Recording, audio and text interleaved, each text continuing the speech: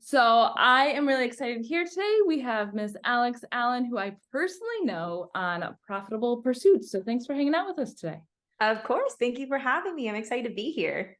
Yeah. Alex and I have had numerous business conversations, and when you just jive with someone right off the bat, I feel like that's how I would describe our conversations. I was like, whoa, whoa. And the best part is we could like say our own opinions and go back and forth, and it still be like a respectful, gainful conversation. Yeah, It's I feel like we always have something to learn from each other, which is really exciting. Yeah. So let's rewind in case our audience full of business owners is not familiar with you. Can you give an introduction? Tell us about yourself, what you do, all the things. Yeah, like I said, like you said, my name is Alex, and I own Lives with Alex Coaching, or LWA Coaching, which is an online fitness coaching company where we help women build the lives that they want to live and also overcome their all or nothing mindset and break free from yo-yo diets, because as we know, those are very predominant in the fitness space. I've been an online coach since 2021, early 2021, and I've been a personal trainer for almost a decade. Dang. So this is like Yeah. in your blood. It slowly became in my blood, but the ironic part is I was not into fitness. I failed PE in high school. I was like okay at sports, but I never really played them. So fitness wasn't really in my sphere of life at all when I first started, and then kind of fell into it. And now it's like part of who I am. For sure. I love how you bring the humor to it as well as like if you mirror humor and education together, so you always get something out of a post. Yeah. And informational. I think that's awesome. How did you get into the business side where you ran your own business? Can you give us that? Yeah. So Panoramic happened where that's what I always say. So now we don't get fined. But yeah, basically that happened. And at the time I was actually living in LA pursuing acting, modeling, and stunts, which I had gotten somewhat successful in. And everything shut down. So there was no more doing that. And I kind of did what a lot of people did, which was gain some weight during the pandemic. And I was like, okay, like what should I do now? And I was like, let me just share my journey because I'm a trainer. I know what to do. I know how to lose weight effectively without like feeling like I'm restricting myself. So I just started posting online. And again, being in entertainment as well, I really liked entertaining people. And so that's what made me blend entertainment with education. Was posting a bunch, got a lot of attention, fortunately enough, and then kind of got encouragement and a lot of questions about, hey, would you ever like coach me? And I didn't really know too much about the online coaching space yet. So did some research. And then about 4 months after I started really posting online, launched an online coaching business. And it was kind of a happy accident almost. So is it fair to say your business was really boomed because you were providing education and you found a need in the market? Yes. I think that one of the biggest mistakes, I was fortunate enough where I wasn't really looking for a business at the time. I was looking at how can I help other people who are probably struggling with something that I'm struggling with. And I just started sharing that education. And because I wasn't in a need, my content and the message I was sending out wasn't coming out from desperation. It was coming from an abundance mindset of like, well, I just have this information. Let me give it to other people. And because of that, it built so much trust and love with my audience that then when I did make an offer, people were like ready for it. Like when I actually announced my coaching, I had over 100 applications the first day. So I was I like, love successful women. Like it's just hits different. So then it's fair to say in the beginning you were just pouring value just for value with no ask in return.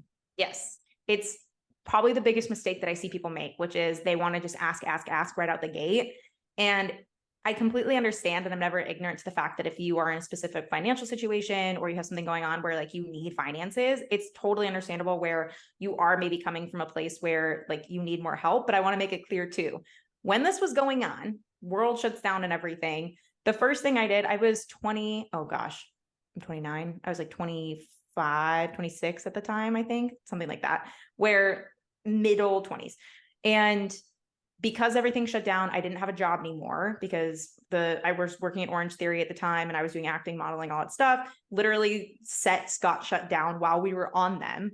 And so I gave it a couple months because obviously no one was really hiring or anything. And then I just started applying places again. I started working at Lululemon. So I was working in retail, and I started working at like a small gym that had gotten approval to open up. And so I was like one-on-one personal training again.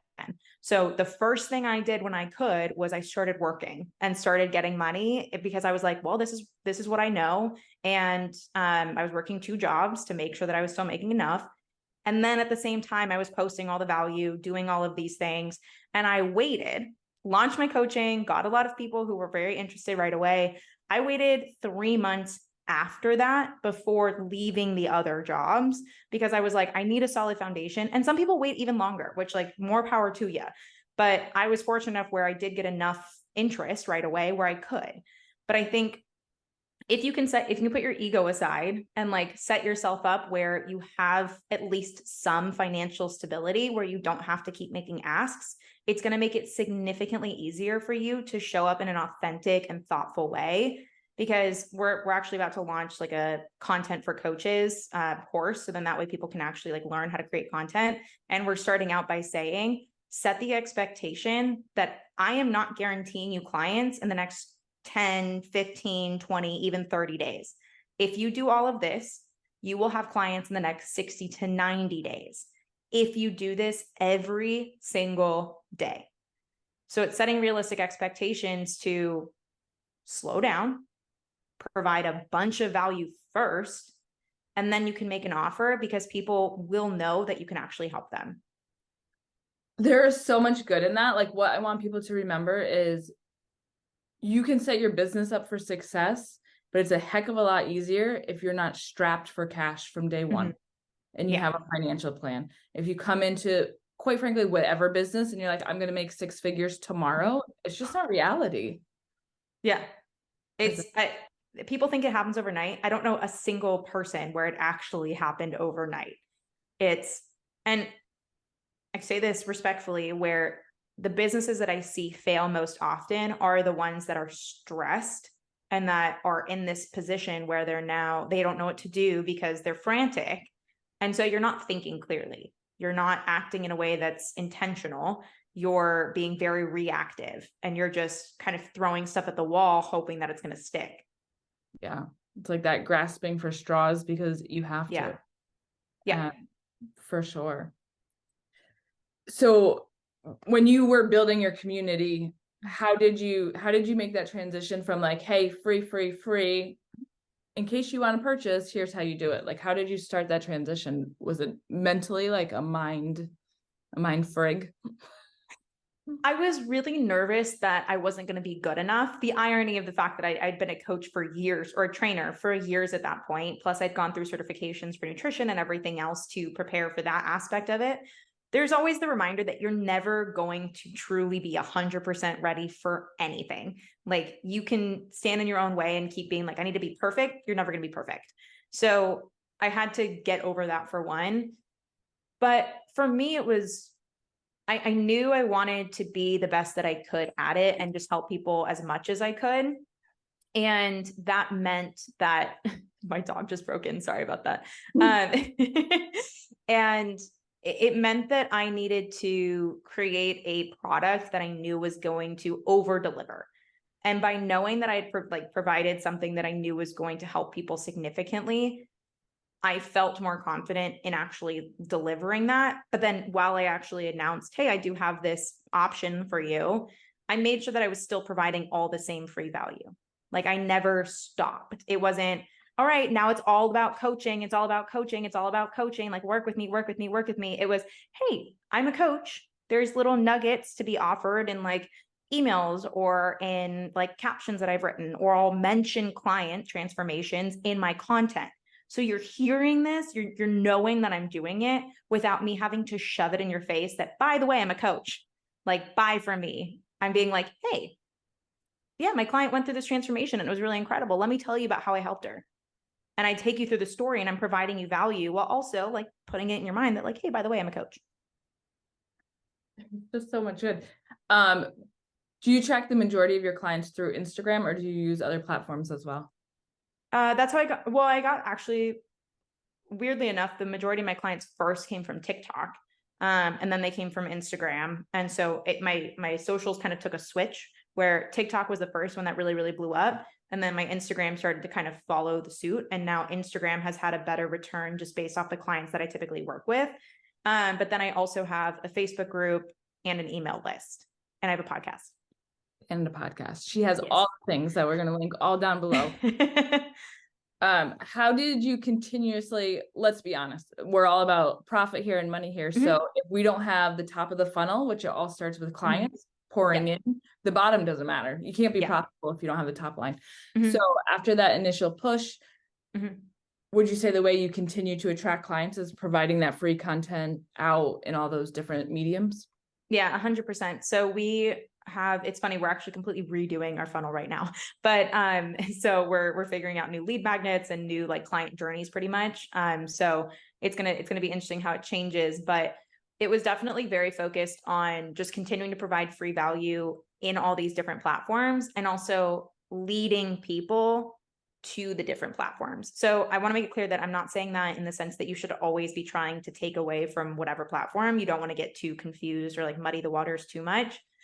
But if you can take like a short form snippet from your podcast or from like a Facebook group or an email that you sent and turn it into a caption, a tweet, or again, like taking the snippet and turn it to a reel or a video, that can then drive the people who are interested into the longer form content. So you don't want to be like shoving it in people's faces again, like being like, oh, okay, by the way, like I have a podcast, listen to it. It's like, hey, let me give you value. And if you want to hear more of it, there's an option. You can learn more. So we took people through the free value, and then through the free value, we created other free options.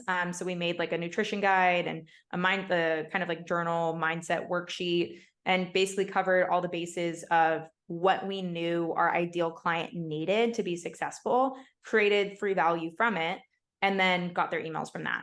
And so, because I think of an email list a little bit differently than I think of like content specifically. Excellent. Owned media For sure. Can you talk a little bit about like what the size of your team looks like now? Yeah, we now have like a team of 4 assistant coaches under me. And one of my assistant coaches is also my ops person.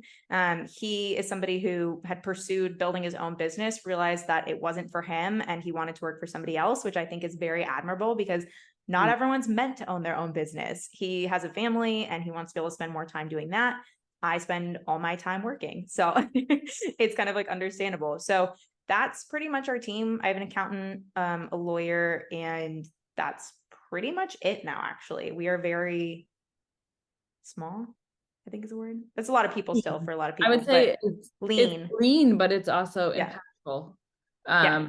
So often people want to like grow these massive teams, and all that does is cut out your bottom line and create a lot more headaches, where if you streamline, our margins are a lot healthier since it's mostly an online focused business. And so it gives me more opportunity to also give bonuses to my coaches and to like incentivize them that way. And so I'd rather be able to give the people I'm already working with better opportunities, rather than just spread ourselves extremely thin and just also destroy our margins in the process.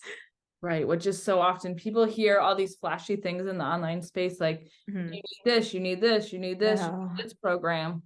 When in reality, you're just cutting those margins, and at the end of the day, cutting your own profit. Yeah. Now, I know this because I consume your content, but for those who don't, I think the biggest thing to talk about is it's not sporadic. You don't have one post 1 week and 2 the next week. You're constantly feeding this machine. I post every day. It's not like when every single day. No, I post every single day. So the interesting thing is my content's actually gone down in the sense of the amount of volume that I do, because when I started, I was posting like 3 videos a day, mostly because I had nothing else to do, because that was also during a different time. And so I was posting 3 videos a day, and now I do at least 1 piece of content on every single platform, every single day, and then 2 podcast episodes a week. So I'm very intentional with it. And also like, it's marketing. If you have something that you are supposed to be marketing, or a business that you need to get out there, if you're not posting, you're not doing your business justice. And I'm not saying that, I want to be clear too, I don't think that content is the end all be all, but if you are not out there people will not know about you. So Yeah. I don't know what you expect to happen. And the cool thing is too, even with like socials technically, because the difference with like podcasts versus like social media is a lot of people will go back and watch like old podcast episodes or listen to them. Whereas usually people won't go back onto your Instagram or whatever and like scroll through your whole feed. Maybe they will if they're really bored or something, but it's less likely that they're going to consume that. But I think it's so important to still be, then that's also the cool thing too, is you can then repurpose a lot of content. Like if you actually were to scroll back, you would see that I've been talking about the exact same things for the past 3 years. I love that. I think one of the biggest problems we have in business in general is this ping pong effect. Like we're just jumping to the next thing and hope it works rather than tweaking like what you are the expert at. It's this constant like ping pong. So of course you never get good because you're constantly jumping. Yeah. It's that's the nice thing is I've always looked at what's worked. Like I've looked at my posts that have gone viral and I've looked at my posts that have had like the highest return. So what days have I had the biggest jump when it comes to people applying for coaching compared to the client or the content that I posted that day, which is interesting because that is, it's not direct feedback that every business can get because obviously what offers you have are going to be very different. In coaching specifically, you can tell what posts you probably did that is going to get you a lot of clients or got you a lot of clients that day, and then just repurpose it. Like just say it. The other people, nobody thinks about your content as much as you do. No. I guarantee I've posted the same kind of funny stuff for years, and people every time I repost the same thing think it's hilarious. And I'm like, it's not going to change. I always say give it 6 months at least. We'll give people a nice month to. We have a lot of people who are starting their business journey. We have HVAC businesses, online businesses, all different types in here. What is your biggest tips to newer or starting to grow business owners? And you can't say mindset. Everyone likes to say mindset. So that's what I was like, I'm changing the conversation. You can't say mindset. What's your biggest tip, advice? Are you saying for like to start your business or to? Well, let's do it in 2 ways. We can do to start and then to continue to grow and climb that ladder. If they're different. I'm going to say something that you may not love. I never know how people are going to respond to this one. Oh gosh. Okay. I'm going to say it anyways. So I think one thing that's been helpful for me personally, I always want to make sure I preface that, which is one of the reasons I've continued to grow is I never think I'm doing enough. And I want to make it clear that I'm a huge proponent of positive reinforcement, highlighting things that you're doing great, like figure out the things you're doing really well and double down on them, like make sure you keep doing it. But I never think I'm doing enough. And so I will always try to provide more value, help more people, do more things that I know are going to make other people's lives incredible. And that's always given me a return, always, because I'm not asking for anything from you and I don't expect anything in return. And so I think that's one of the best tips to keep growing. I think the best tip to get started, it's funny, I guess this kind of counts as mindset. So if you want me to give a different answer, I can. Set realistic expectations for where you are currently at. I love dreaming. I love having big, hairy, audacious goals. I think they're so important. But then from this far off goal that you've set for yourself, backtrack it and figure out what's actually realistic for me to do today. Because people like, and start showing up as whoever it is that you want to turn into. Like show up as that person. It doesn't mean that you're necessarily going to have, and I'm not saying go out and spend a bunch of money. It's so funny because I don't know why that is so many people's thought process. They're like, oh, right, I'm going to go like buy the coffee and do like buy the car and do all these things. And now I'm that person. No, you're not the person from the things that you have. You're the person by doing the actions and showing up on a day-to-day basis. So I love that. I see that. In fact, I just had this conversation with my husband. You have to show up as that person. Mm-hmm. It doesn't mean the car in your yard, mm-hmm. but like how you carry yourself. Yep. Right. I think that's the big one. And I actually love the one for growing, to constantly, how can I continue to provide? How can I continue to do more, to be more, mm-hmm. continue rather than Mhm. I have it, I'm great. Because once you get stagnant, your Mhm. growth stops. Yeah. Because this is, and so here we can get on the finance aspect of it. This is how I view it. And again, everyone can to each their own, but it's like the first time I had a 10K month, I was like, all right, so now I need 20. All right, now I need 30, 40. And it's like, I keep telling myself, and it doesn't mean that I expect that every single month, because obviously businesses can have fluctuations depending on like the business model and what you should expect there. So it's important to have realistic expectations again. Yeah. But when I hit something, I'm like, all right, to the next one. And it doesn't mean that you're not practicing gratitude and being excited and celebrating what you have achieved. It means that you value that and you really appreciate it and you want more because you deserve more. There is nothing wrong with wanting more. Mm-hmm. When it comes down to money, it's just more opportunities. Mm-hmm. Why would you ever want to limit the opportunities you have in life, your family has in life, whomever? Yeah. Because that's all it is. Yeah. And it's so wild to me because this is where perception is key. Because sometimes when you say, oh, well, like expect more from yourself, sometimes people go the really negative route of, okay, I'm never satisfied then, or nothing's ever good enough, or I'm never achieving anything. And it's like, no, perspective is everything. I know I do an incredible job. I know I show up every single day to the best of my ability for that day, depending what's going on. And like, I exceed my expectations most often.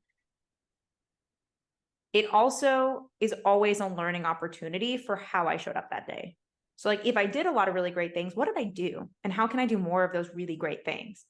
I asked an interesting question to a lot of clients where I asked, why don't you receive, oh my gosh, yes, why don't you receive compliments the same way that you receive criticism? And so many people said because they feel like the compliments aren't actually helping them grow. And we live in a society that is highlighted, you're never doing enough. You're not good enough. You need to work harder. Like you're lazy, whatever it is, like you don't have enough discipline. Instead of, hey, you do these things really, really, really well, double down on those things. As you know, as a business owner, that's why we delegate when we can, when it makes sense. We delegate. I spent a year and a half by myself. I just got a team a couple months ago. Until then, it was Financial just me. sense at that point. It did. And I was also, here's where mindset's a big important one. I was terrified of hiring anybody. I was so scared because it's scary. Now you're putting expectations that you need to then provide for these people, which is No, horrifying. it's a And so responsibility. it is. But also I know I wouldn't be able to keep growing if it wasn't for these people, because then I'd have so many things on my plate, because that's what burned me out for so long, where I was fulfilling all of these clients, still posting content, getting out emails, working on my app, doing all these things. And I just put everything on myself. And that's what, again, burned me out. It was all stuff I love. It was all stuff I'm great at. But then there's also too much of a good thing. For sure. Too much of a good thing. I love that. Let's transition into one of my favorite Ooh. questions is I love the internet because you have the opportunity to meet people you wouldn't typically get to meet. You get to have conversations, experience some great things.